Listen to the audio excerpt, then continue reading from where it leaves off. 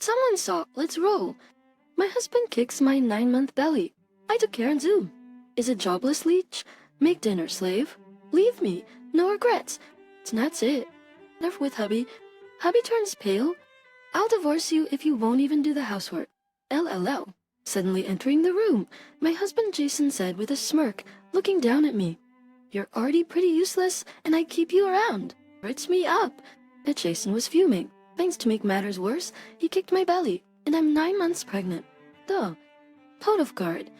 I, along with the tablet I was holding, tumbled from the chair to the floor. The instant I thought, I'm falling, I managed to shield my stomach. The impact of the fall radiated pain throughout my body. After my initial scream, I couldn't speak due to the pain, and while I desperately held my belly, my husband kept kicking me. Suddenly, an angry voice yelled at him. After this would have waited such a husband was. My name is Emily Thompson, 29 years old. I live with my husband, Ryan, who is 3 years my senior.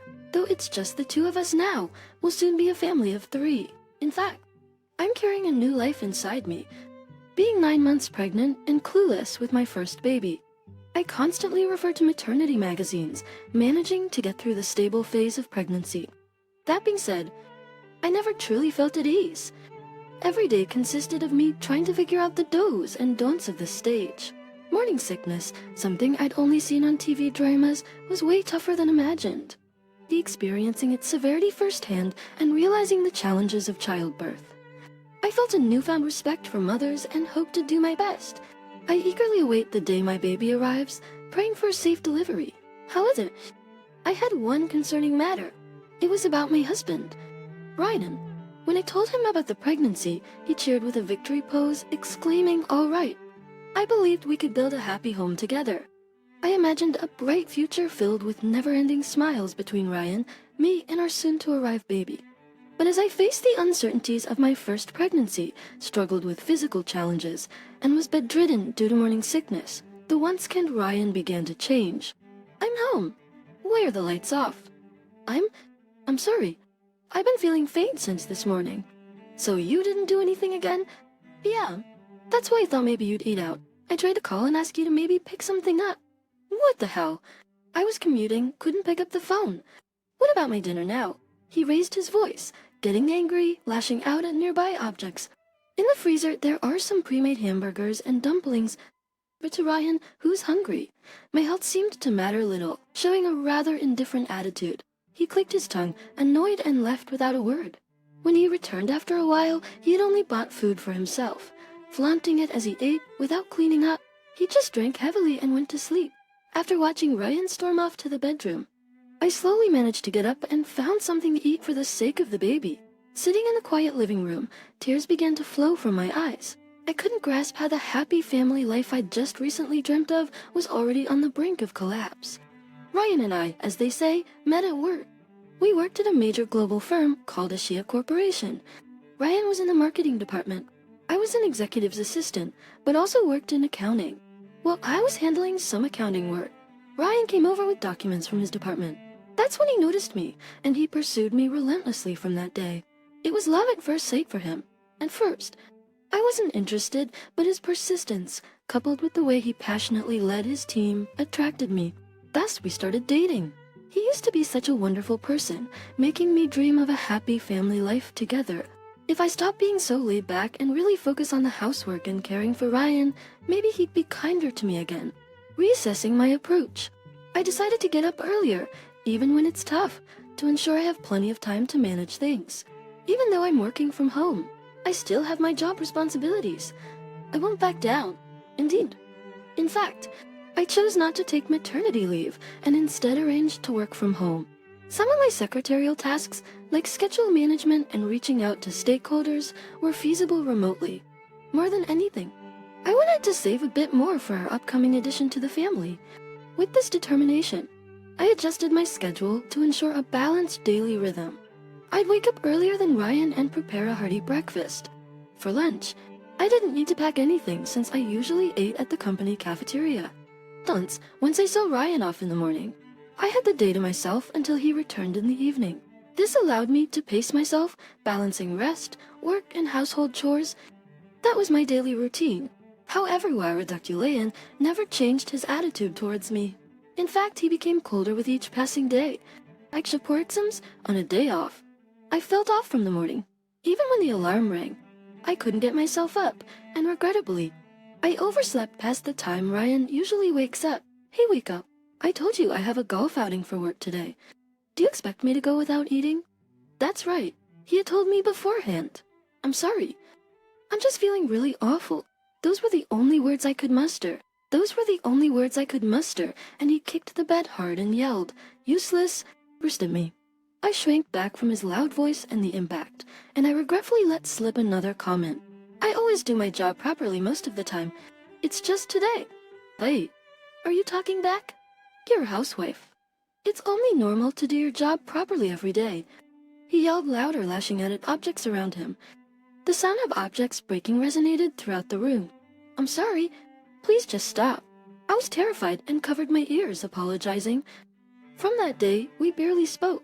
Whenever I sensed Kevin in a foul mood, I keep my distance and just apologize whenever he said anything. Truth is, I hadn't done anything wrong. Can I go through childbirth feeling this anxious? I considered going back to my parents' home for the birth, but then maybe seeing the baby might make Kevin warm again. He might be as happy as he was when I first told him about the pregnancy. I decided to cling to that faint hope. Sometime after Kevin left, I unsteadily got up and began cleaning the items he'd scattered in his rage. Among them was a shattered photo frame containing a picture of us, taken when we were dating. The glass was cracked, the image sadly damaged. It felt as if the shattered picture was telling me things could never go back to the way they were, and tears began to flow. Just then, the front doorbell rang. Checking the clock, it was just past 10:30. Who could that be? Kevin wouldn't ring the bell. Just wiping away my tears, I went to greet the unexpected visitor. May I ask who's calling? Her kind and cheerful voice answered from the other side of the door. Is it Jessica? It's Sarah. A bit taken aback by the unexpected visitor, I quickly opened the door. Sarah. I must have looked quite distraught. Seeing my face, Sarah exclaimed, "Oh my, what's happened? What's wrong?" You look pale, she said, extending her plump hand to me. I was moved by her kindness, and tears dampened my cheeks once again. Sarah is the wife of the CEO of a Shia company where both Kevin and I work. Through my grandfather, we've become close, and since Sarah doesn't have any children of her own, she's always treated me like a daughter. For tea pies before I got pregnant, I would often visit Sarah, or rather the CEO's home, to learn the art of flower arrangement. Sarah used to be a flower arrangement teacher, and knowing my love for flowers, she offered to teach me. This might be the first time Sarah has come to visit me. I opened up to her about the changes in Kevin and everything that has happened since seeing the state of the room. Sarah seemed to understand that things were not right. Did you talk to Kevin about this? She inquired. Heck, no. I believe it's a matter between just the two of us. I think it's my fault if I can't act the way Kevin wants. I responded, I've never had children, so I can't pretend to know everything. But it's clear to me that treating someone like you carrying such a precious life that way is just cruel, she asserted. She expressed her anger on my behalf. If he behaves like this at home, who knows how he is at work? She pondered, suspecting that Kevin's attitude might not just be due to the pregnancy, but might be a deeper issue with his personality. It's almost like once you've caught the fish, you no longer bait the hook, she mused.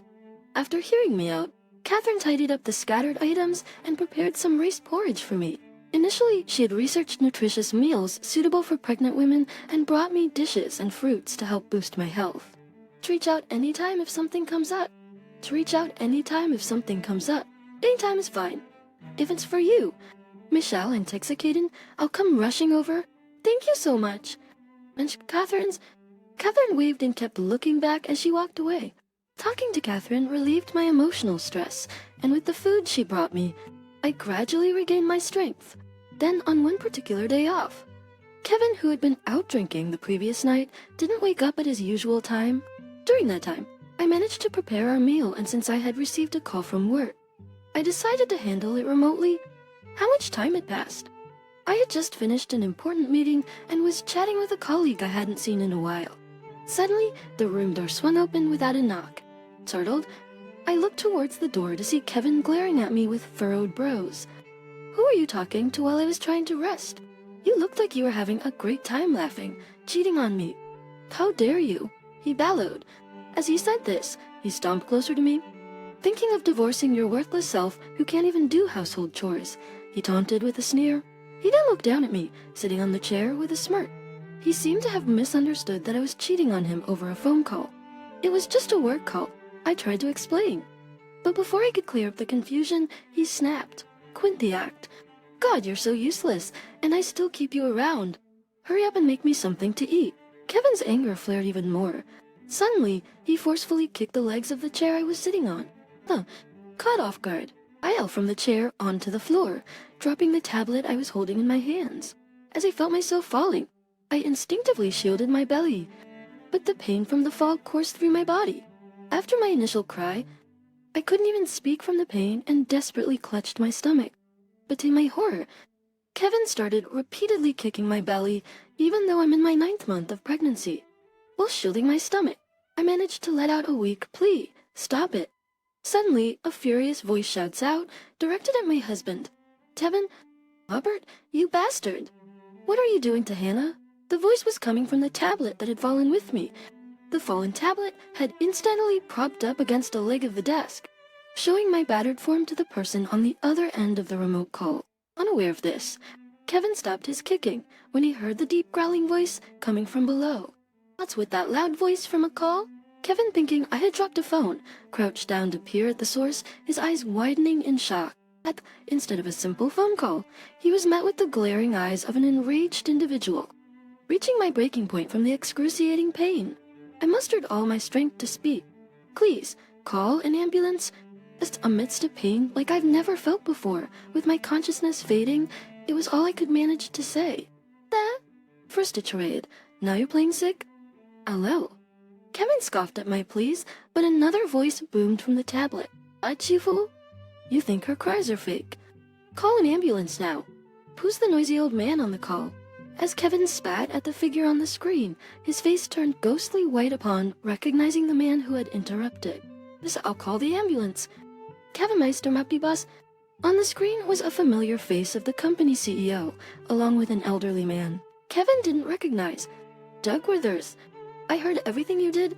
How could you be so foolish? Are you even human? I tried to deepen. Gins was just... Yes. It was just some affectionate play, right, boss? Ha ha ha, Judge Steenstop. Kevin, with his pathetic excuses, was again shouted at by the elderly man. Thou, you brood? Where's the affection in kicking a pregnant woman, shielding her belly, repeatedly? And to my precious granddaughter, at that... Tom, who are you? The voice that silenced the agitated Kevin belonged to CEO Tadana. Mr. Duckworth, are you unaware of our company's chairman? Mr. Arthur Harrington? And that MZ's, Hannah is his granddaughter? Kevin was taken aback by those words. And rightfully so. He had no idea that I was the granddaughter of Ashaya Company's chairman, Mr. Arthur Harrington. The reason being, my father pursued his dreams since his college days and chose not to take over Ashi Company run by my grandfather, his father. Moreover, after becoming the chairman, Mr. Harrington rarely showed up at the company, so he was somewhat of a known only to a few kind of figure. The company's name was written in Roman letters as Yicha, so even with my maiden name being Hanesha, Kevin probably never made the connection. However, I never intended to keep it a secret forever. I told Kevin that I wanted him to meet my grandfather, and he had said he should pay him a visit. I had planned to introduce him in a surprise manner when they met. Kevin must never have imagined that he'd meet face to face while being caught mistreating his wife. His already pale face turned even more ashen as he stood there, stunned. Mr. Tanner, the company president, spoke, seemingly delivering the final blow. We'll have to reconsider your position here. Wait, please, Dr. Mr. Tanner. I swear it was just playful affection. It just happened to... Before he could finish, the ambulance arranged by Mr. Tanner arrived. Around the same time.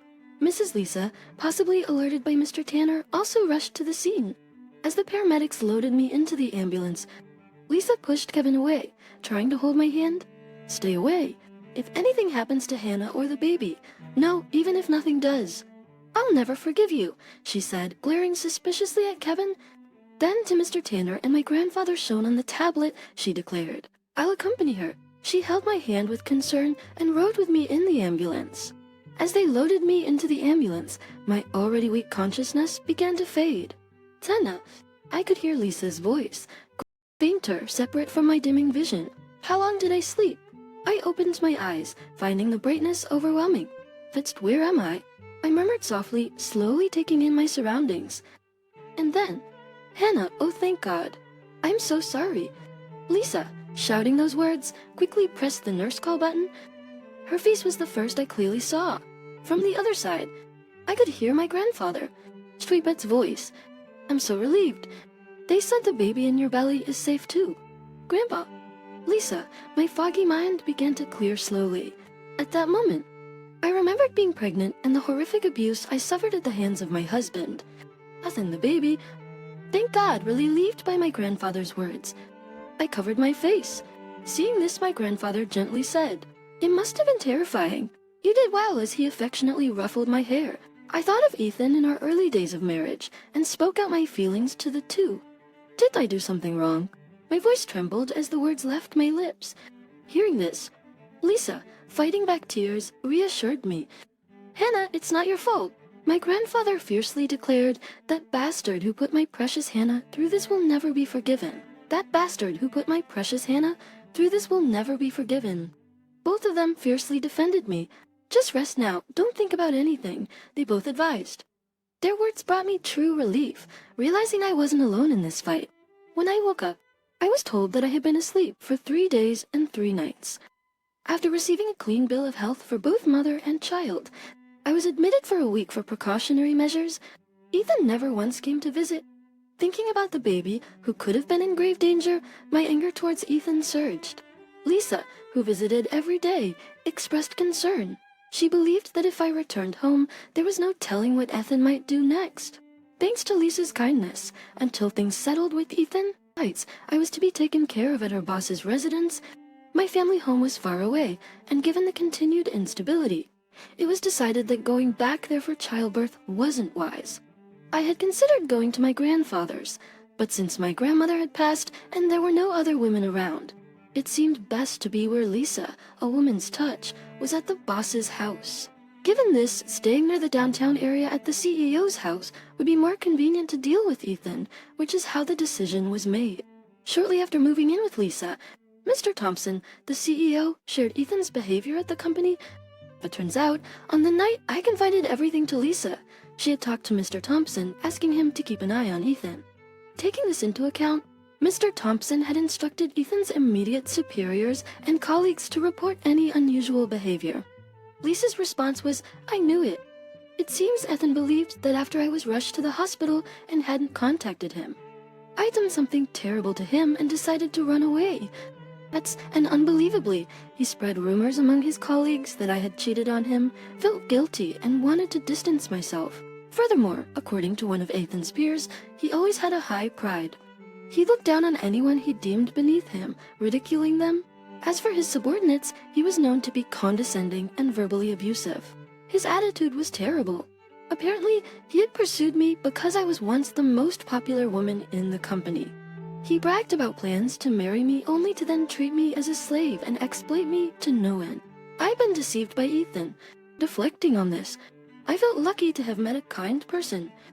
But no, I felt utterly ashamed of my past naivety. It's beyond not feeding a fish you've caught. Karen opened her mouth with an extremely displeased look. Do you think he's up to no good outside of work too? Maybe we should look into it.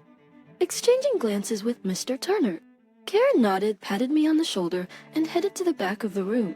In less than 5 minutes, she returned and handed me a business card. What's this?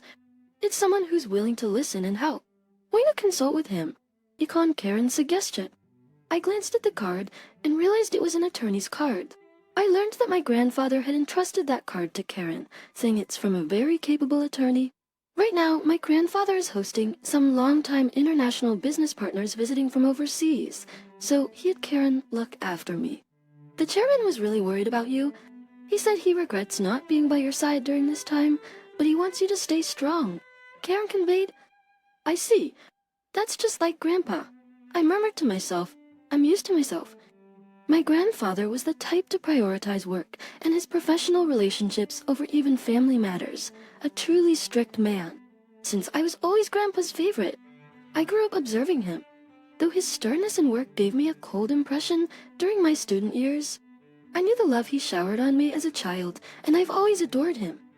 Ingredients, motivated by my grandfather's words of give it your all, Lee, I knew I had to firmly decide my next steps.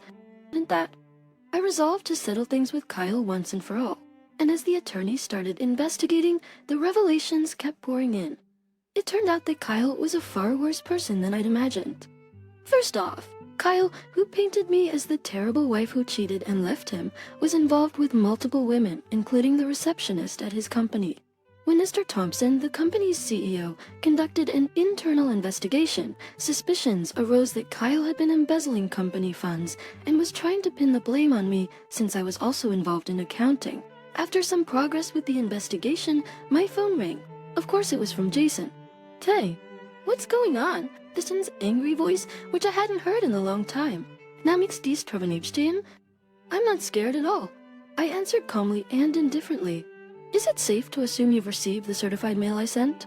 "What's with this cold tone you're using?" "Oh, haven't you read it? I cannot forgive the despicable act you committed against our unborn child.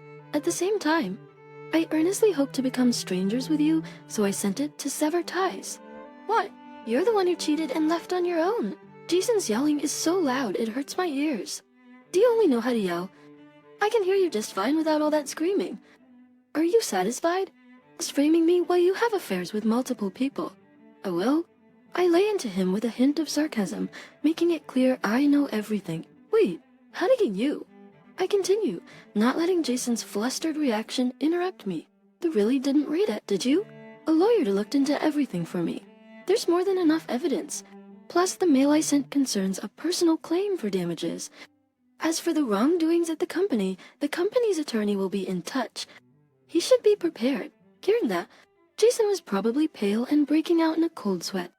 I could hear him hurriedly going through the mail I sent, the rustling of papers evident. He likely realized I knew about the company matters from the attorney and took the matter seriously. He tried to change his tune. "Samantha, you don't want to leave me now, do you? What about our child? A kid needs a father, right? Don't even think about such a foolish thing as leaving. Besides, they're pinning the company issues on you. I'll tell them they got it wrong. We can just forget it happened, right? What a self-centered inconvenient story for him. Outrageous claims. What have I done? I told you, all the evidence is more than enough. Oh, by the way, my grandfather is pretty furious too, so you might get sued by him as well. I've nothing more to say to you. If there's anything left to discuss, please contact my attorney." When with that, I beg you don't hang up. I could hear his pathetic voice, but I didn't care. I never wanted to hear Jason's voice again, let alone see his face. I have my precious childbirth to think about, so I decided to leave everything to my lawyer and start preparing. So what happened to Jason? Well, the company investigated and proved his inappropriate behavior towards colleagues, resulting in several complaints. The company investigated and proved his inappropriate behavior towards colleagues, resulting in several complaints and proofs of embezzlement. This led to his disciplinary dismissal. He was charged for embezzlement and taken in by the police. Adding to this, I didn't want to make a big deal, especially for the baby that was coming, but my grandfather was so angry that he filed a complaint for assault against his granddaughter, leading to an additional assault investigation.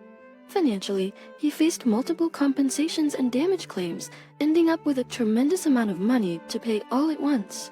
For now, Jason is behind bars, but after he's out, no. What comes after will undoubtedly be tougher. A taste of his own medicine. I hope he pays dearly. As for me, the divorce was finalized before Jason went to the police, and I gave birth to a healthy baby girl afterward. I consulted with my grandfather and friends like Karen, and with the help of a lawyer, we decided to tell my coming baby that her father had passed away. My parents were surprised as it was reported to them afterward, but they moved to the city after my childbirth, so now we four, my parents, my daughter, and I live together. My parents also helped with childcare, allowing me to officially return to work. By the time my daughter entered elementary school, I had received significant responsibilities at work. I succeeded Mr. Tanner as the president of the company, in a Shia company to maintain a good working environment. My grandfather's policy was to have a change in presidency after a certain age, and I was studying the know-how of the company while working as a secretary and in accounting, being a candidate for the next president. If Jason had retained his personality from when we met, he might have become the president. Now, I don't even feel pity for Jason, who lost his way in life. Rather, it strengthens my resolve to become a leader. Who truly listens to everyone, ensuring we never have an employee like him again. My grandfather, having retired from his chairman position, is now a loving great-grandfather, completely doting on his great-granddaughter. Although we've been through tough times, I now truly cherish the happiness I feel deep in my heart. Ooh, the food's terrible again today. It doesn't taste any better when I have to eat it while looking at your sour face. Marrying a useless woman like you was a huge mistake. In fact, being born into this family was a mistake in the first place. I'm sick of having 2 sick people in the house. My husband never has anything nice to say when we meet face to face. I really don't want my bedridden in-laws to hear him talk like this. My name is Hannah Miller. I'm 34. We've been married for 5 years. We met through a friend when I was 29 and he was 31. I lost both of my parents to illness shortly after I graduated from college. When my husband proposed dating with the intention of marrying, I thought he was serious and committed. Now that I think about it, many of his friends were getting married at the time, and I suspect he felt pressured to catch up. We discussed marriage within 6 months of dating, and I went to his house to meet his parents. His folks were more welcoming than I'd imagined, and were very considerate once they found out both my parents had passed away. My Mile took charge of our wedding preparations like she was my own mom. It was very comforting. So, I had no objections when it came to living together after marriage. Ah, the coffee you make is really good. Thank you. My late dad was a huge coffee lover, and I grew fond of coffee too. I like to buy different beans and blend myself. I even wanted to open a cafe with my dad at one point, but after he passed away, that dream kind of faded. Now my Phil genuinely enjoys the coffee I brew. Seeing him enjoy his coffee sometimes makes me emotional, reminding me of my dad. On the other hand, my husband can't tell the difference between instant coffee and freshly ground beans. He just doesn't care about food in general. I love cooking, but my husband never compliments anything I make. As to him, if it's edible, it's fine. But my Mile enjoys cooking with me, and that lifts my spirits. I always dreamed of cooking in the kitchen with a daughter. Plus you know so many recipes. Hannah, I learn a lot from you. Oh no, I'm the one having fun cooking with you every day. My husband doesn't lift a finger when it comes to housework, but my in-laws are always appreciative, so married life was good. At least initially. My mom's health deteriorated. She's not hospitalized, but her life has become a cycle of bed rest. Hannah, I'm feeling good today, so I can help around the house. Why don't you take a break? I'm fine, really. Please don't push yourself. What exactly? Mom, she can't do anything else anyway. Hey Ken, that's not how you talk about it. Do you have any idea how much Hannah helps us every day? Thanks to her, you can focus on your job without worries. Show some gratitude. Taking care of my in-laws is what a wife is supposed to do. How can I thank her every single time? It's not that I mind taking care of my meal, but it's frustrating to hear my husband say it as if it's a given. Since my Mile became bedridden, my husband keeps complaining that the house feels so depressing. He started coming home late and even works on weekends. Then I noticed traces of foundation on his clothes and a lingering scent of perfume. When I confronted him, he admitted to having an affair. He met the woman at a nightclub and got to know her because he didn't want to come home early to help with caregiving. His excuses were unbelievable, and I was honestly disgusted. While I was working hard at home, taking care of my Millis, he was out doing who knows what. But my Phil was furious and gave my husband a good talking to, and he seemed genuinely remorseful at the time. He apologized and promised never to cheat again, so I didn't go through with the divorce. Truth be told, my primary concern was leaving my frail Mel behind. I didn't think husband would take care of her, and my still working Phil would have a hard time as well. Then my Phil turned 65 and retired. On the day of his retirement, rather than showing appreciation for years of hard work, my husband kept asking how much the retirement money was. Apparently, my husband had been counting on my Phil's retirement fund. But Phile's response shattered his expectations. There's no retirement money. The way. His company had been struggling for years, and they had abolished the retirement fund system. What was the point of putting up with this and living with Mom then? Wait, what are you saying? You haven't even lifted a finger for your mother. I've been living here. That's the same as taking care of her? After this, my husband's outbursts got worse. Apparently, his repentant attitude when caught cheating was also because he had been counting on Phil's retirement money. Should marry someone richer? What a mistake. Stop it. That depressed me. Hannah's been great. Shut up. Mom's just a burden. Fictions are tape. How could you say something like that to your mother? Ooh, what a downer of a household. Her useless wife, an uneducated feel, and a troublesome mailman. I'm seriously unlucky. My Phil tried to admonish him multiple times, but my husband wouldn't listen. So he started staying out late for overtime and work on weekends again. Suspicion from his previous affairs started haunting me. Then my file slipped in the garden and hurt his back, becoming bedridden himself. Taking care of my in-laws was challenging but not unbearable as they were always considerate. However, it bothered me that my husband wasn't helping at all. I'm sure my in-laws would rather have their biological son take care of them than me, who isn't related by blood. Hey, could you help out a little with caring for your father and mother? What do I care? There's no way I could do something like that. They are your parents, you know. Can't you say something kind to them? If I got a dude of a wife, I got a dude of parents too. I'm just unlucky. I can't help but think that the real dudes are the in-laws who ended up with such a son. I haven't ruled out the possibility that my husband is cheating, but I still can't bring myself to leave the house, especially with my bedridden Phil and Mo. If I leave, Ken will surely neglect his parents. I don't want to be married to this man forever, but I can't bring myself to say, let's divorce when I wonder what would happen to my in-laws. I don't want to be married to this man forever, but I can't bring myself to say, let's divorce, when I wonder what would happen to my in-laws. Then, from New Year's Eve, Ken says he's going to Hawaii with a friend. You're planning to spend New Year's in Hawaii? Yeah, there's no way I'm spending my precious holiday in this depressing house. I want to refresh my body and soul in sunny Hawaii. Don't you want to at least spend New Year's helping with your father and mother and enjoy some family time? Not at all. Who'd want to spend their valuable time off in a house like this? Who's this friend? That's none of your business. Is it a woman? First deploymers. So what if it is? And just like last time, was shamelessly defiant. I knew it. He's been cheating. Well, it didn't shock me anymore. I felt more disappointed than ever with Ken's unabashed attitude. I bit my lip, realizing he doesn't even think of me as his wife. I work every single day. I need some fun to keep going. Well, Ken, you're married. Isn't there a minimum level of decor? Don't be naive. You're nothing more than a maid to me, kept around to take care of my parents. That's awful. If you have complaints, we can divorce. You have nowhere else to go, so don't pick fights with me. Just keep quiet and do the housework. I don't want to be married to him anymore after hearing all this. I'm so tempted to shout fine, let's divorce, and storm out. I can manage on my own, but I can't bring myself to leave them alone right now. Not just my Mile, but also my Phil, who are both bedridden. On the other hand, I don't even know how to manage life if I take them with me. Even if we consider putting them in a care facility, it's uncertain whether they can be admitted together right away. And then there's the issue of the cost.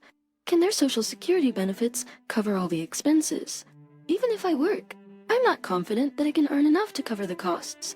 I have my own life to consider, which when I think about it, I feel very anxious. But after going through all of this, there's no way I can continue to live with my husband. Are you worried about Ken? Yes, We may have made mistakes in raising our son. We're sorry for causing you such pain. Do as you please. Don't worry about us. That's right. The speedsters, creasing, cause and spine grass that say. You way, fiesters. I can't just leave by myself and leave you to Ken. It's impossible. Hannah eats crackers. my Phil and Male are more concerned about me than their own health, which makes me feel even more unable to leave them. If I don't say anything, my husband assumes I've approved of his affair and openly talks about his girlfriend in front of me. I have a date with her today, so I'll be late. What? Hunting with her is much better than with you. I'm still your wife, you know, but you knew I was cheating and still didn't leave. So you've basically improved, right? Tavai, nobody approved of anything. So staying here means you did. You're a miserable woman, clinging to me because you're useless. The smug look on my husband's face made me feel utterly pathetic. Tears of frustration spilled over. But seeing my tears, my husband laughed even more. Seeing him like this makes me feel desperate. What am I doing? My Phil and Mel have apologized to me multiple times for their son, but seeing them also hurts. Would it be better if I'm not around? Maybe my husband dumps all the responsibility on me because I'm here. Even if I think so, if he does nothing, I will regret leaving for the rest of my life. There's no guarantee that he will change. Then, on New Year's Eve, my husband brought up divorce. I'm going to divorce you. I'd rather be with a younger woman. What? But I can leave you here as a housekeeper. Same as always. I'll let you stay here for free. Consider it your salary, Ken said, sliding a pre-filled divorce paper across the table toward me. Fine. Of course. I have no intention of becoming his housekeeper, but neither do I want to stay married to him any longer. The audacity he has to look down on me like this. He knows I can't just abandon my in-laws. That's why he can speak so condescendingly. Knowing this makes me even more furious. All right then, take care of my parents. The next morning, Ken gleefully left for a vacation in Hawaii. Ideally, I'd want to leave Ken, but still be with my in-laws. But there's no easy way to have that. The New Year's Eve passed without incident. The day without Ken was remarkably peaceful. No complaints, just the three of us watching TV, laughing, eating New Year's Eve dinner. I wish this time could last forever. And then from outside and the TV, the sound of a New Year's Eve bell began to ring. Just as I was getting sentimental, Phil suddenly sat up from his bed. All right, let's get started, honey. Sure. Both Phil and Mel stood up. As I asked, Phil and Mel looked at each other and grinned. Then Phil told me something astonishing. And then on January 5th, I got a frantic phone call from my husband who had just returned from a trip. Hey, what's going on? What happened? Don't play dumb. Where are you? I can't reach Dad or Mom. Oh, Phil and Mel got a bit tired from the New Year's festivities and are taking some rest. Where did you take them? Did you kidnap them? Of course not, laughs. Phil and Mel acted on their own accord. They can't even move. You must have taken them out. They are perfectly capable of standing on their own 2 feet. Once on New Year's Eve, at the moment the bell rang, both Phil and Mel stood up. Looking at my puzzled face, Phil said, "Well, this is the start of a new life," and smiled at me. Turns out Phil's back problem was temporary, and he had been fine for a while. Mislook has also been feeling better for about the last 6 months, almost back to her old self. However, Phil had to come up with a plan to deal with my husband's repeated verbal abuse. Mel agreed to go along with Phil's plan after he consulted her. Ever since Ken graduated college and got a job at a major corporation, he'd become somewhat arrogant. He often came home late, but I didn't think much of it because he was still single. And after marrying me, they both thought Ken would settle into a stable life. But 2 years ago, when Mel fell ill, Ken was neither sympathetic nor faithful to her. He appeared to be remorseful, but Phil sensed something was off about his behavior. Sure enough, as Phil's retirement neared, Ken kept bringing up the topic of the retirement fund. It was clear he was putting on an act just to get his hands on that money. Just as I thought, Phil said, actually, the retirement funds were paid out as planned, but she lied and said they weren't because she knew her husband was eyeing the money. However, she was planning to tell him the truth and share the money if he had been kind to Ismail and her, even knowing they were supposedly broke. It's too bad it didn't turn out that way. Phil said with a hint of sadness. When Phil had fallen and hurt his back, he was told by Ken, if you end up bedridden, you're just a burden. That's when Phil decided to stop, considering Ken as his son. He and Mel pretended to be bedridden and began making arrangements. He apologized to me for the difficult times I had to go through during all this. What's this for sale sign doing on her house? Huh, isn't that the literal meaning? Quite messing around. So, the house was put up for sale. We've moved. What are you talking about? I didn't hear anything about this. Yeah, well, I have zero intention of living with you, so I didn't feel the need to tell you. Phil had bought a new house with his retirement funds. The old house was set to be sold to a real estate agency. We were supposed to vacate by the end of last year, but they said it was fine to wait until after New Year's because we couldn't move before that. So we waited until Ken went on vacation. Just the timing, moving right when the New Year bell rang was just a bit of humor on Phil's part at that moment. It felt like a new dawn had arrived in my life. All that was left was to pack up my stuff, which was a piece of cake. The moving company has already been arranged, and everything will be cleared out by January 3rd. Dad, you had retirement money? He didn't tell you because you were after it. What happened to the money from selling the house? I have a right to it. It's my inheritance. Inheritance? He's still alive. Veal even joked that he's gonna use it all up before he goes to heaven. He's more lively than ever. He's still my father. We're done being family. Oh, and don't worry. I filed for divorce. But he bought a new house. When Dad passes, that should go to me. Ah, that house is in my name, courtesy of Phil and Mill. Sure, there'll be a gift tax, but it should even out with the alimony and property settlement I get from you. This was the second time Ken cheated. He'd been verbally abusive and had forced all the caregiving for his parents onto me every single day. I'd been a homemaker for 5 years, taking care of his parents. Considering all this, I'll be able to get a decent amount in alimony and property settlement. So had already consulted a lawyer about it. Your stuff is in a storage unit. The key's with the lawyer. You'll be hearing from them. And where am I supposed to go now? Not my problem. Figure it out yourself. But I told my girlfriend we'd have a house made. Without a house or you, how will I save face? I was dumbfounded that he'd even bring this up now. Just reminded me what a self-centered man he really is. I just hung up the phone. Virulently. Ken's affair was witnessed by his boss, who happened to be vacationing in Hawaii with his family. His company, which has a strict ethical code, demoted him and his salary got slashed. Moreover, the woman he was cheating with disappeared the moment she got a notice from my lawyer for alimony. After that, Ken repeatedly asked to get back together. No chance. He's struggling with credit card payments and alimony now. He even begged the lawyer to lower the amount, but the lawyer refused. Bill had recorded Ken's abusive language, which the lawyer heard and was appalled by, so it's no wonder they denied his request. Bill bought a lovely old house in a nice area. I'm planning on turning it into a cafe. Phil said he bought the place with that intention in mind. Every day. I'm brainstorming with Phil and Mill.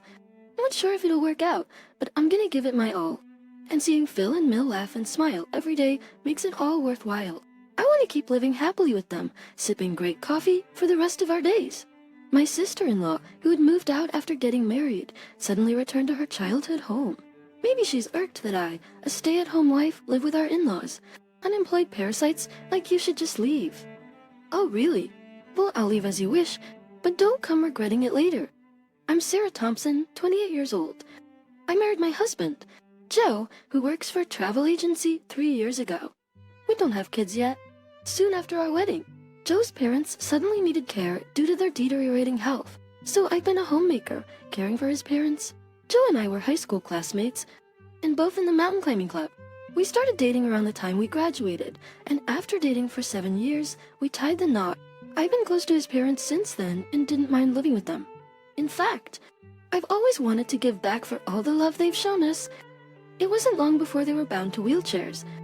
Around the same time, my father-in-law suffered a stroke. Let's call it a heart attack.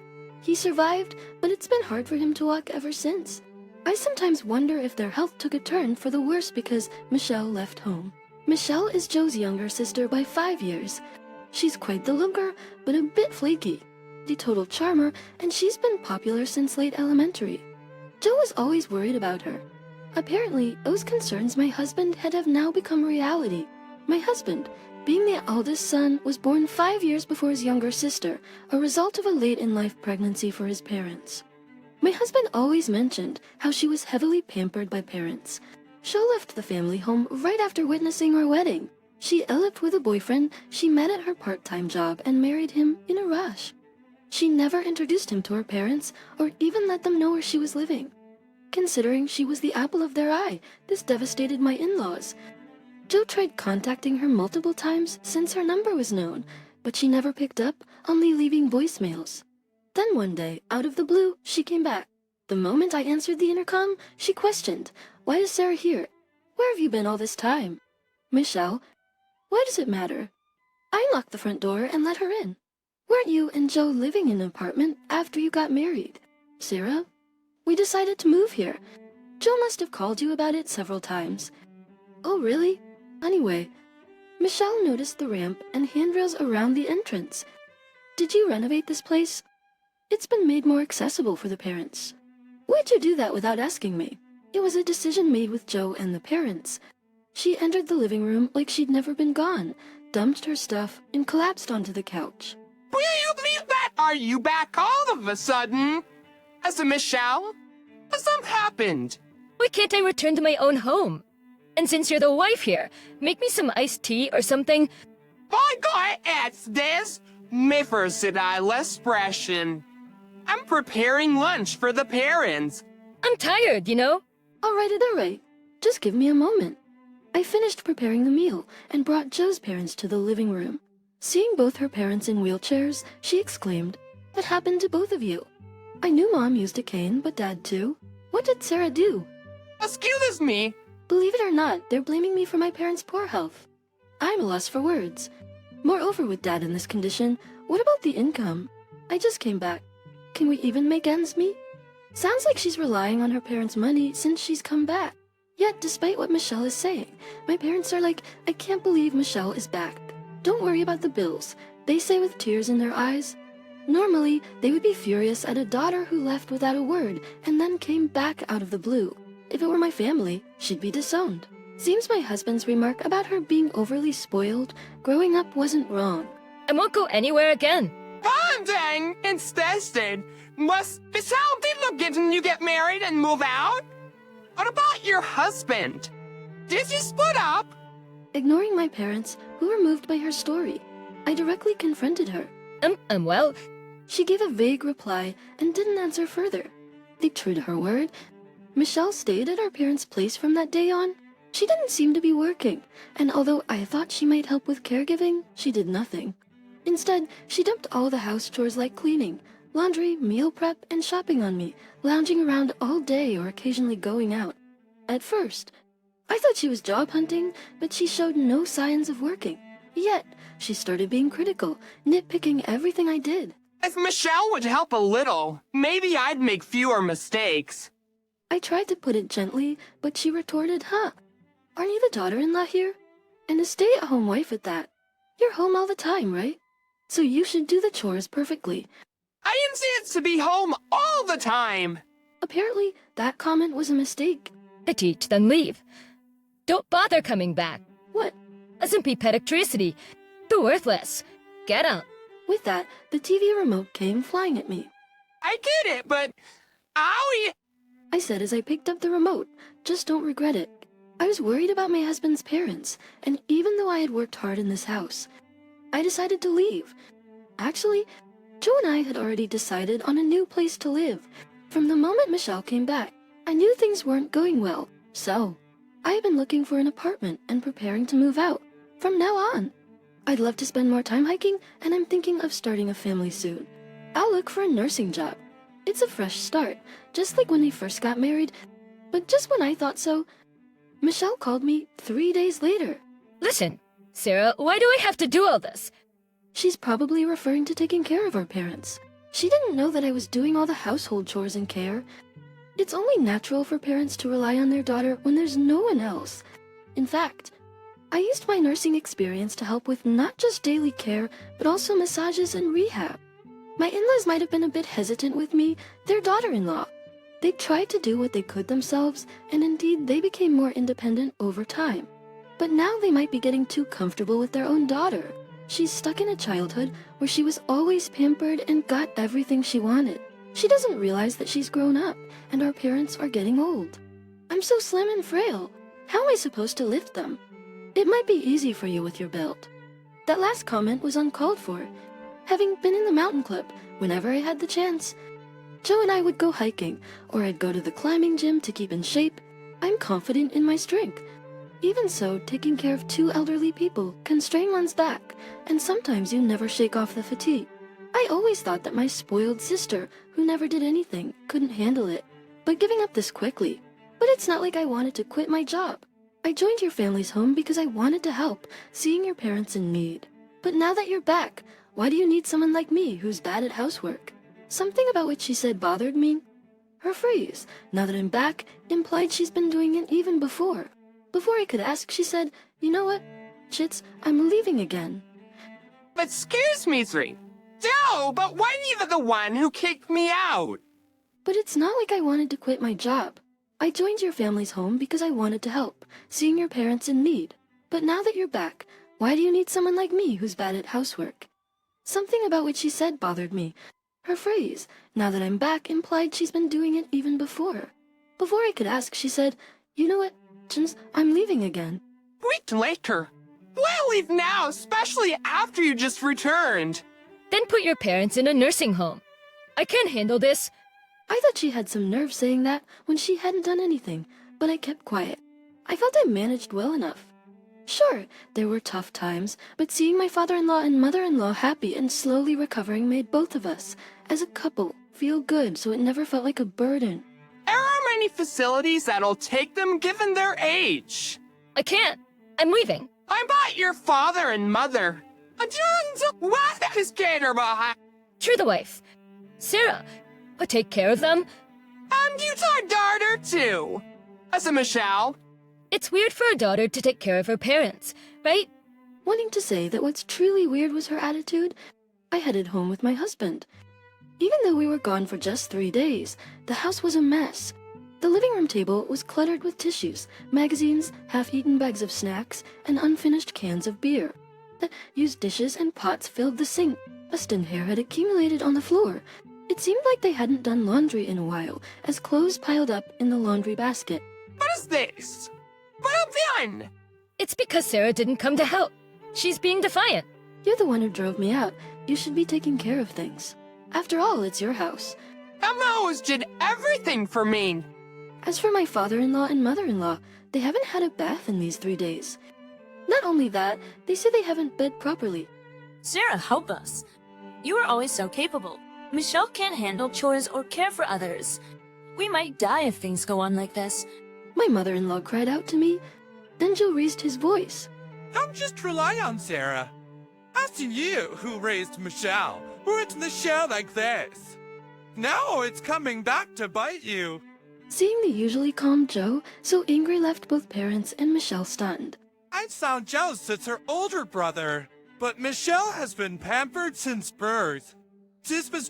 Parents did everything for her, poured in money without hesitation, but she ended up relying solely on them and discarding them when they're no longer useful. I'm glad I was raised properly. I even met a wife like Sarah, who cares so much for her in-laws.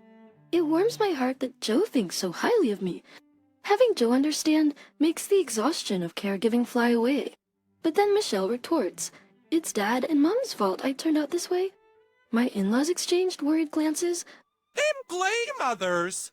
Joe said to her, go back to where you married and fulfill your responsibilities. What? What are you talking about? You didn't endorse and come back, did you? Oh, I went to your old part-time job and inquired about your spouse. Got a special contact and visited his house. You claimed you had no family. They were surprised when I showed up. You pretended to be this poor, lonely girl with no family or siblings to get his attention.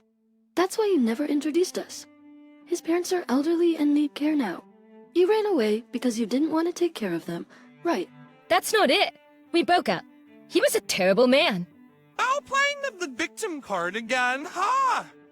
It's not cute for a grown woman to act like that. My husband must have been right. She just sat there, looking small and defeated. Soon after, her husband came to pick her up, and she left with him.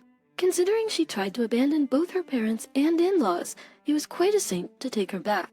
So what a good man he is. After that, while being a stay-at-home wife, it seems she's been devoted to her husband's parents. Occasionally, she'd call, sounding like she was on the verge of tears. We offered to live together again, but my father-in-law and Mel declined. Sarah, you made everything look so easy, and we relied on you too much. But seeing our daughter, we realized caregiving is tough. You two are young. Please prioritize your own lives. We plan to get a professional caregiver, and thanks to you, our health is gradually improving. We'll manage.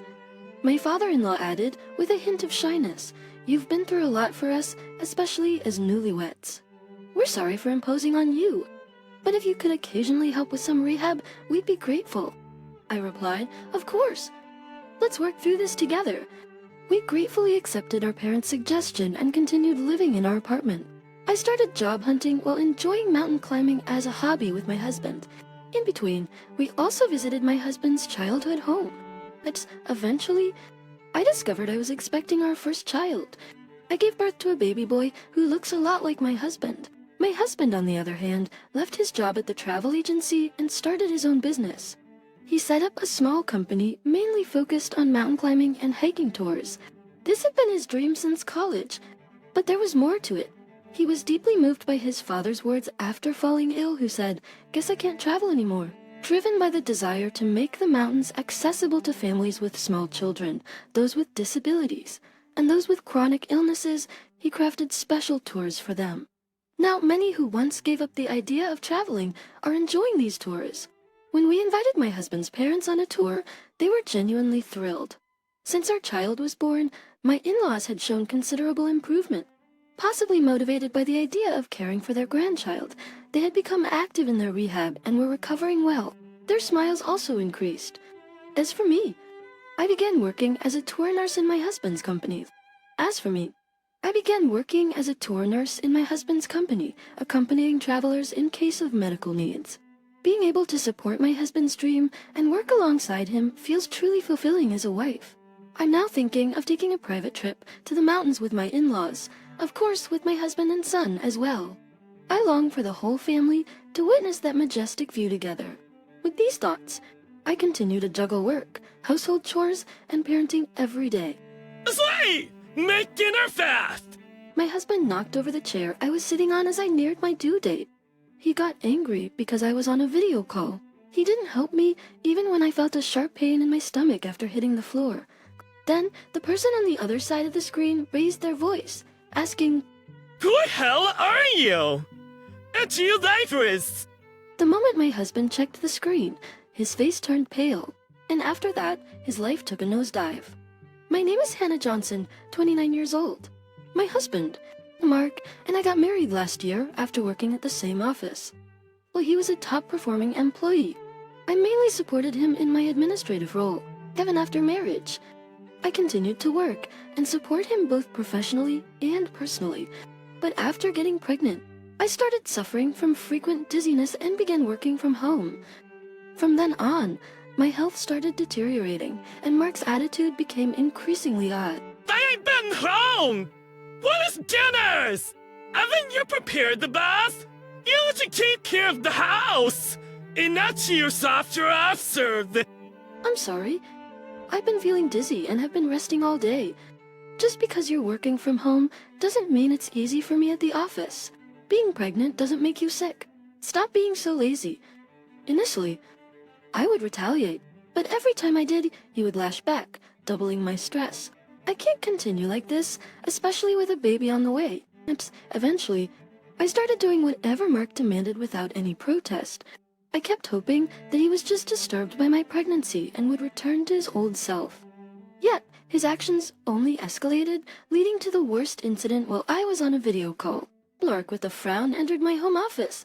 Kelly! I agree! When's dinner gonna be ready? I checked the clock, and it was still over an hour until our usual dinner time. So, keeping in mind the other person on the phone, I handed him a note that read, "I'll be done with my task soon, and we'll start cooking then." Even so, Slave, hurry up and make dinner. You do good for nothing day. Mark kicked the chair I was sitting in, causing me to fall to the floor. Ouch. A sharp pain shot through my abdomen, and I couldn't stand up. Feeling bad for leaving the person on the phone hanging, but unable to articulate clearly, I screamed, "Take me to the hospital now?" Yet Mark just sighed heavily and said, "Aren't you being a bit neurotic? If you're this delicate, the baby wouldn't be viable anyway. Please, oh please." As I began to lose consciousness from the pain, Mark casually lit a cigarette. That's when the person I had been speaking to, on the phone, raised their voice. When Mark looked at the phone screen, his eyes widened. The person on the video call was actually my HR manager, Mims Thompson, discussing my maternity leave. Mark turned pale, clearly not having expected that I was talking to someone important at work. We'll talk about what happened later. For now, get her to the hospital as soon as possible. Hearing my groans, the manager, who sensed this wasn't something minor, started giving precise instructions to my husband, the Mart. However, Mark dilly-dallied and never dialed 911 once, so Thompson stepped in and called an ambulance. Fortunately, we found out at the hospital that our baby was okay. I had to be admitted immediately due to the risk of miscarriage. It's gonna cost us if you're admitted.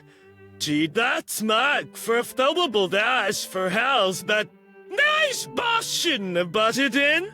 How can you say that? Thanks to MS Thompson, our baby might be safe. Don't know blaming to him. Don't make me look bad. Gosh, How can we not inform our lifesaver? I wonder how to explain today's events. Ignoring me. Mike began laughing uproariously, clapping his hands. I told the boss that the slave comment was just a joke, and that I didn't do anything. Did the manager believe you? No, he didn't see me kick the chair. But lateral, they just injustice her autogram. Schmark, who seemed to enjoy himself, turned sullen when he saw my cold stare. What's with that look? That's all your fault. Anna for slacking off on housework and your job just because you're pregnant. Schmark tore up my pregnancy journal and threw it in the trash before storming out. From that day on, he never visited my hospital room. I'd always felt some connection to Mark, despite his coldness, but this incident shattered that slim hope. I cried alone in my hospital room, filled with guilt and apologizing to my unborn child. However, as I looked at the torn journal, my feelings gradually turned to anger toward Mark. I won't let him have his way anymore. I vowed to take grand revenge on Mark, clutching the record of my child's growth. A few days later, I was discharged with the doctor's permission. I decided to go back to my parents' home to prepare for childbirth. Sedating Mark, who wanted to dump household chores on me, ordered me to come home soon. But I ignored his commands and his messages and stayed at my parents' home.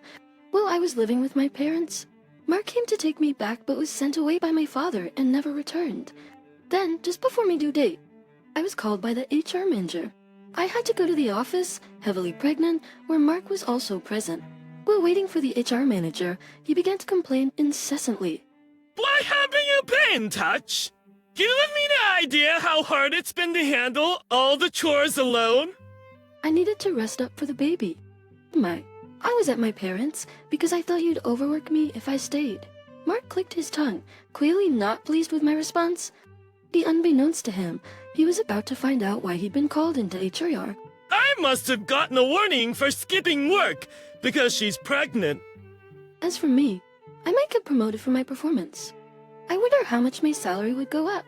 Although he was in a bad mood just moments ago, Mark suddenly grinned and began counting potential earnings on his fingers. Except for client. Well, you can. I said nothing, letting him indulge in his delusions. Then the door opened and Thompson, the HR director, walked in. Director Thompson! We've been waiting for you! What's this all about? Don't keep us in suspense! Mark was probably expecting good news. He quickly ushered Thompson to his seat, eager to get to the point, but Mark was floored by what Thompson had to say. We've decided to take disciplinary action against you for causing harm to your family. Wait! Why come a tear burst?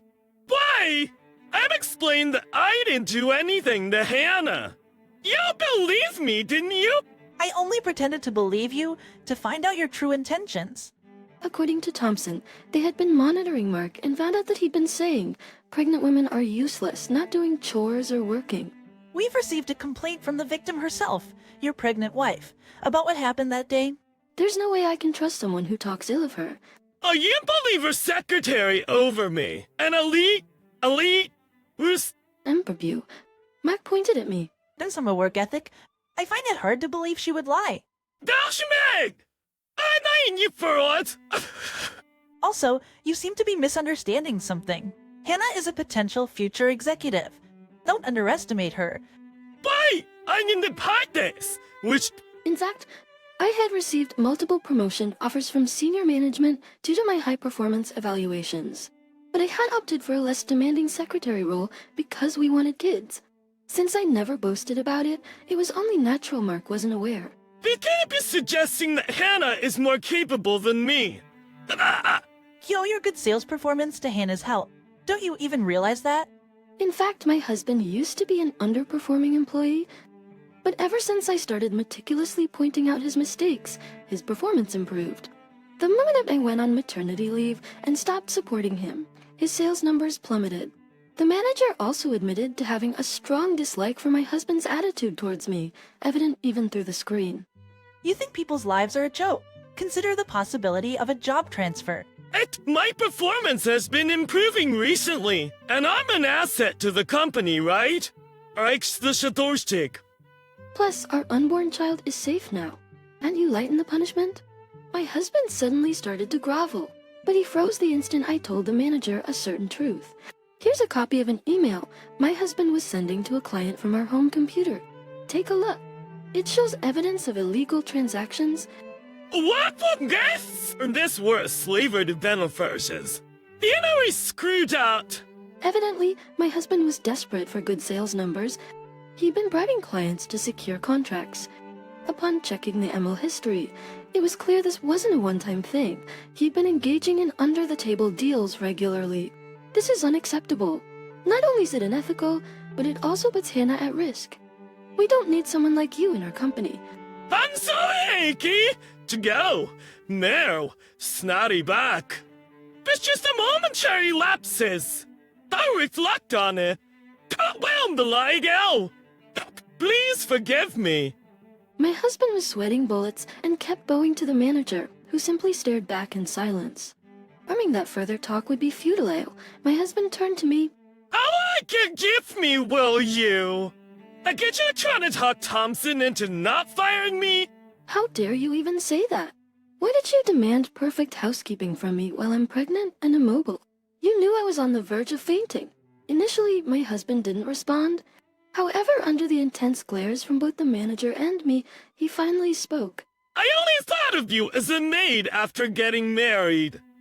And when you got pregnant, you stopped doing housework and helping me with my job. Isn't that obvious? I'm carrying a life inside me. That life was getting in the way. Excuse me? I felt a chill run down my spine as I heard the next words from my husband. I thought it pushed you hard enough. You might miscarry, and then you'd go back to taking care of me like before. He even confessed that he had tried to expedite this by kicking the chair I was sitting on in an attempt to quickly get rid of our unborn child. Let's end this relationship now. Just be prepared because I'm going to demand a hefty alimony and child support from you. Will you be menace? Sister, sir, Bryce by his fornest. I've been completely honest with you. You forgive me, Shadow. You've got another thing coming? I've already talked to a lawyer, and you'll be hearing from them soon. And your Jesus can branch the nay. Win? Mark was silenced at the mention of a lawyer. Oh, and your parents were furious when I told them about this? They said they're cutting ties with you. Now with you hiring! Also, it seems you borrowed $3,000 from your father-in-law, pretending it was for childbirth expenses. Thou will earn! You used it for a bribe in some shady deal, didn't you? Mark made a face, like he'd just swallowed a bitter pill. I must have hit the nail on the head. Ostracized by his family and workplace, and now facing a divorce. Mark finally broke down and begged for forgiveness. I'm sorry. You've got some nerve. It's too late for apologies now. Do you even realize what you've done? What's your eye got? Mark grabbed my arm with tearful eyes, but I forcefully shook his hand off. I have zero intentions of helping you. Don't abandon me, please! I will never forgive you. You better regret your actions for the rest of your life. I coldly stated and left Mark wailing as I exited the conference room. Later on, Mark was officially fired and sued by his company for leaking confidential information. I divorced him and settled with $30,000 in alimony and $120,000 in child support, with no income and abandoned by his in-laws. Mark moved to a rundown apartment and has been doing manual labor all day to make ends meet. Chores, I gave birth to a healthy baby boy. I plan to return to work when my son turns 1 and will be taking the promotion offer I've been considering. From now on, I'm dedicated to doing my best in my career for the sake of my child.